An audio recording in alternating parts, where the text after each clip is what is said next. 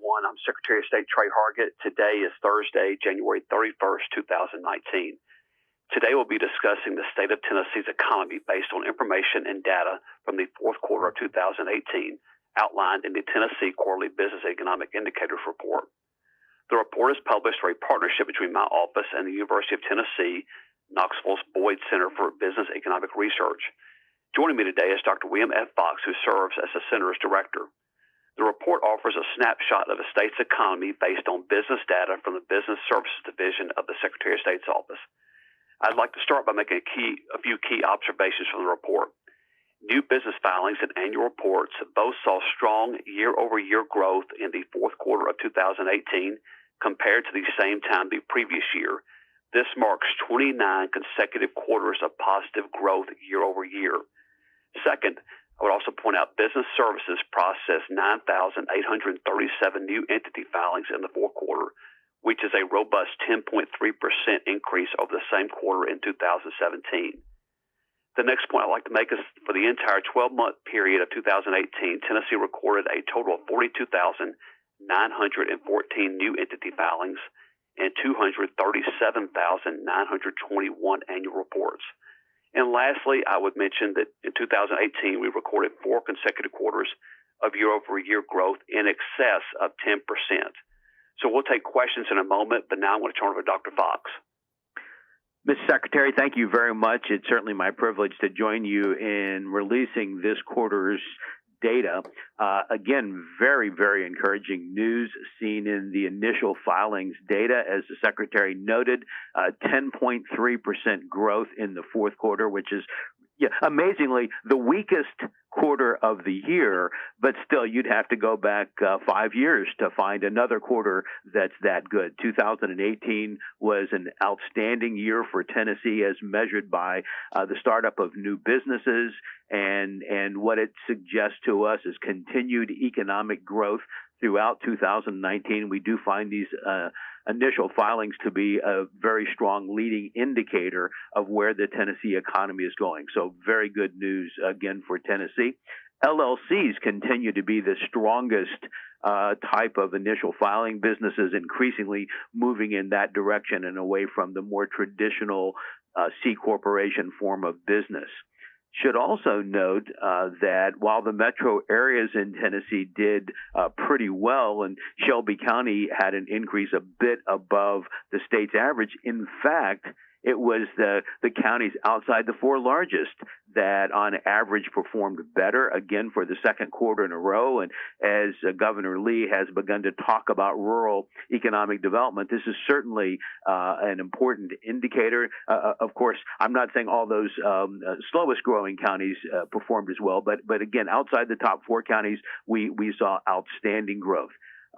Let me also note data that's not initially a part of this report, but the unemployment rate now 20 consecutive months lying below 4%, stabilizing somewhere in the middle, 3s, 3.5, 3.6 on a regular basis, indicating a essentially fully employed Tennessee economy that nonetheless continues to grow at a very strong pace, performing the national economy again and again.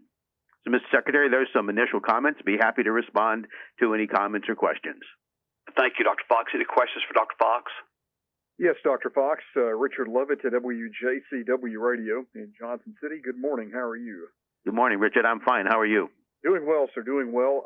Do you see anything to suggest that this momentum will slow down here in 2019?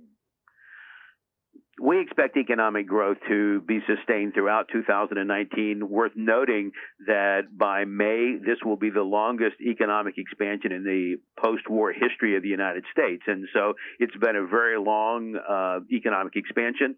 We do think economic growth will be a little bit weaker than it was in 2018, but still on standards of the last decade, we'll see 2019 being a good year.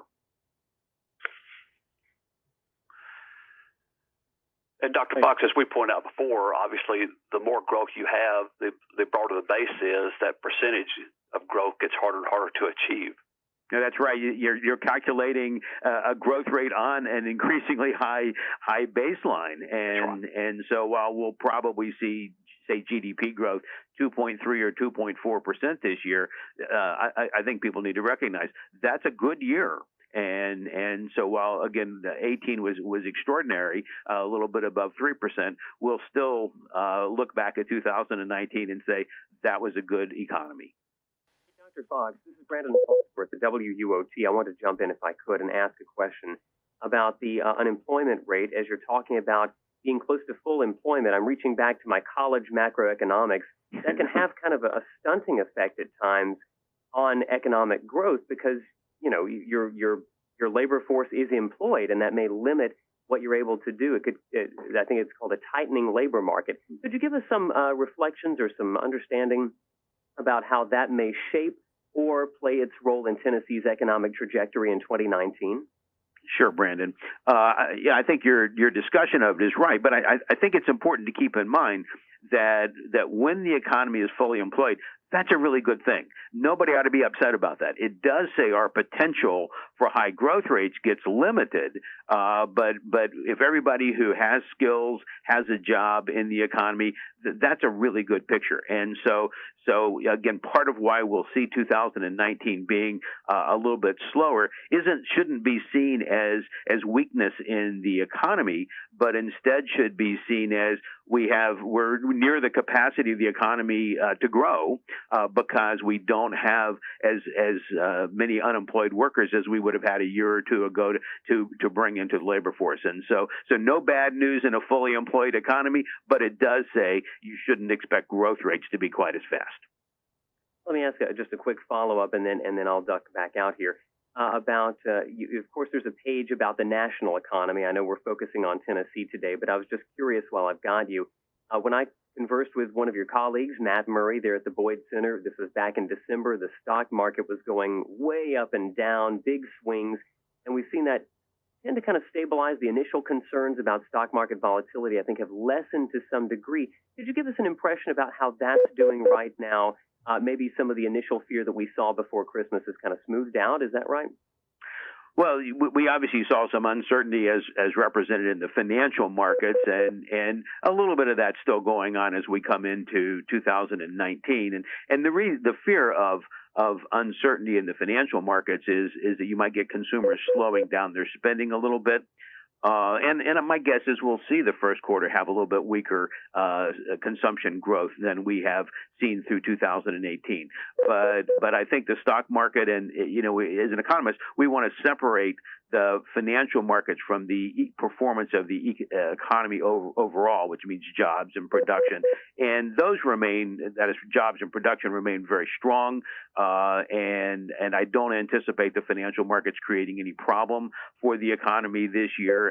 And so again, things I think look very solid as we start 2019. The questions, Dr. Fox? Yeah, Dr. Fox. No, go ahead. I'm sorry. Oh, sorry. Yes, the WAT, Jeff McLean from WAT Channel 6. I had a question about if we know at all yet any economic ramifications from the partial government shutdown, at least to Tennessee. Well, shutdowns are never good for the economy, and hopefully we won't have another one. We do know that some workers, of course, went a period of time without being paid. What that means is when they get their paychecks, like maybe today or tomorrow, they'll spend some of that money back. But they probably were a bit conservative. I would have been in this last month, and so that will slow the economy a little bit. Some tourism places like the Great Smoky Mountains National Park were surely impacted, with people being less likely to travel to Tennessee for that kind of reason.